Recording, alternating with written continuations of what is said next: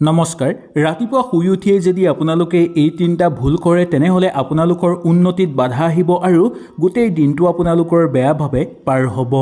আপোনালোকৰ ঘৰত বাস্তুদোষ উৎপন্ন হ'বলৈ ধৰিব আৰু প্ৰচুৰ পৰিমাণে আপোনালোকৰ ঘৰৰ পৰা অৰ্থ হানি হ'বলৈ ধৰিব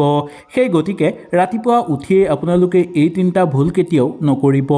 আহক তেনেহলে আমি সম্পূৰ্ণভাৱে জানি লওঁ যদি কিবা অসুবিধা পায় নিশ্চয় মোক তলত আপোনালোকে কমেন্ট কৰি জনাব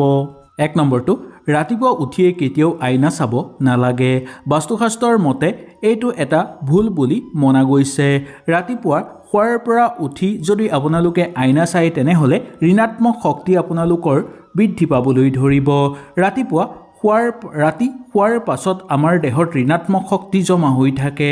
যদি আইনাৰ দ্বাৰা প্ৰতিফলিত হৈ সমগ্ৰ দিনটোৰ কাৰণে আপোনালোকৰ জীৱনলৈ অশুভ প্ৰভাৱ পেলাই আনিব পাৰে ইয়াৰ ফলত আপোনালোকৰ মানসিক অস্থিৰতা বৃদ্ধি পাবলৈ ধৰিব কোনো কামত মনোনিৱেশ কৰিব আপোনালোকে নোৱাৰিব বাস্তুশাস্ত্ৰৰ মতে পুৱা উঠি সূৰ্যদেৱক প্ৰণাম কৰিব লাগে আৰু সূৰ্যদেৱক পানী অৰ্পণ কৰিব লাগে নিজৰ আৰাধ্য দেৱ-দেৱীক আপোনালোকে স্মৰণ কৰিব পাৰে এনে কৰিলে গোটেই দিনটো আপোনালোকৰ পবিত্ৰ হ'ব আৰু গোটেই দিনটো আপোনালোকৰ ঘৰলৈ ধনাত্মক শক্তি বৃদ্ধি পাবলৈ ধৰিব আইনা সদায় আপোনালোকে পূব দিশত বা উত্তৰ দিশত ৰাখিব আৰু ৰাতিপুৱা উঠিয়ে আপোনালোকে গা ধুই তাৰ পিছত সূৰ্যদেৱক পানী অৰ্পণ কৰিব আৰু আপোনালোকে যি দেৱ-দেৱীক মানে তেওঁলোকক আৰাধ্য কৰিব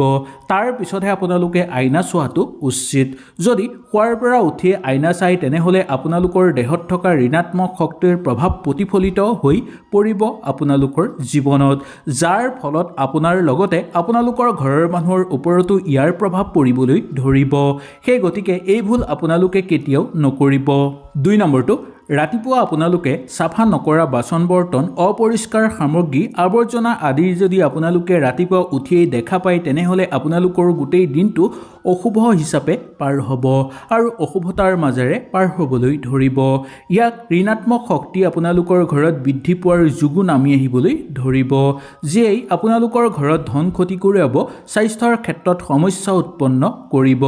যদি পাকঘৰত লেতেৰা বাচন বৰ্তন থাকে আৱৰ্জনা থাকে বা আপোনালোকৰ তেনেহলে দেখিবলৈ পাব যে সমগ্ৰ দিনটো এটা আপোনালোকৰ চাপৰ মাজেদি পাৰ হ'ব গতিকে সদায় ৰাতি শুৱাৰ আগতেই গোটেই পাকঘৰ চাফা কৰিব আৰু লেতেৰা বাচন বৰ্তন ধুই পৰিষ্কাৰ কৰিব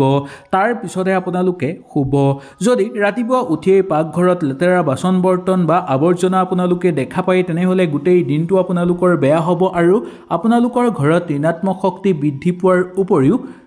বাস্তুদোষ উৎপন্ন হ'বলৈ ধৰিব ঘৰখনৰ মূল দুৱাৰত আপোনালোকে গংগাজল ছটিয়াই চাফা কৰিব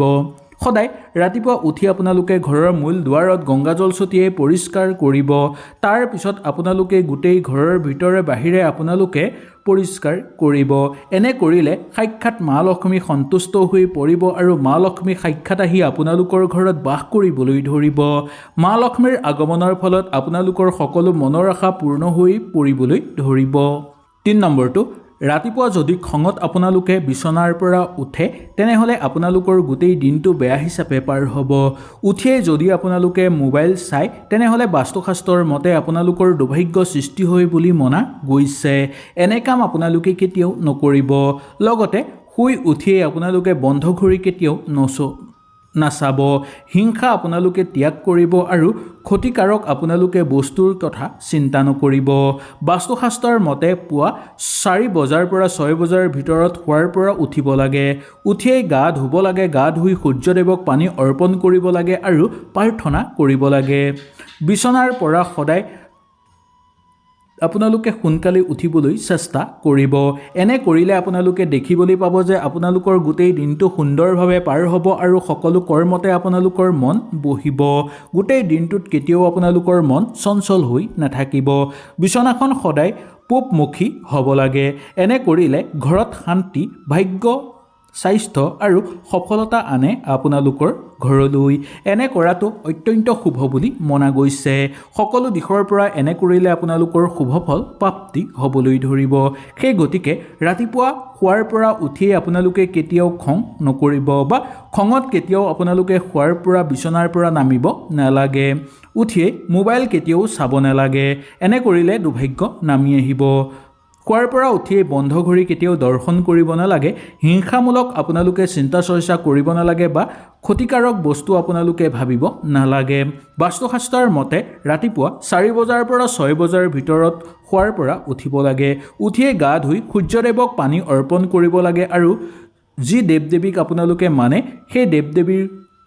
প্ৰণাম কৰিব লাগে বা স্মৰণ কৰিব লাগে আৰু গোটেই ঘৰত ধূপ-ধূনা জ্বলাব লাগে এনে কৰিলে সাক্ষাৎ মা লক্ষ্মীৰ আগমন হ'ব আপোনালোকৰ ঘৰলৈ যাৰ ফলত আপোনালোকৰ সকলো মনৰ আশা পূৰ্ণ হৈ পৰিব আৰু হঠাৎ আপোনালোকৰ ঘৰলৈ অৰ্থৰ আগমন হ'বলৈ ধৰিব আপোনালোকৰ ঘৰৰ বিছনাখন সদায় পূবমুখী হ'ব লাগে এনে কৰিলে ঘৰত শান্তি ভাল ভাগ্য আৰু সফলতা অতি সোনকালে নামি আহিব সকলো ফালৰ পৰা আপোনালোকৰ উন্নতি বৃদ্ধি পাবলৈ ধৰিব এটাৰ পিছত আনটো সুযোগ আপোনালোকৰ জীৱনলৈ আহিব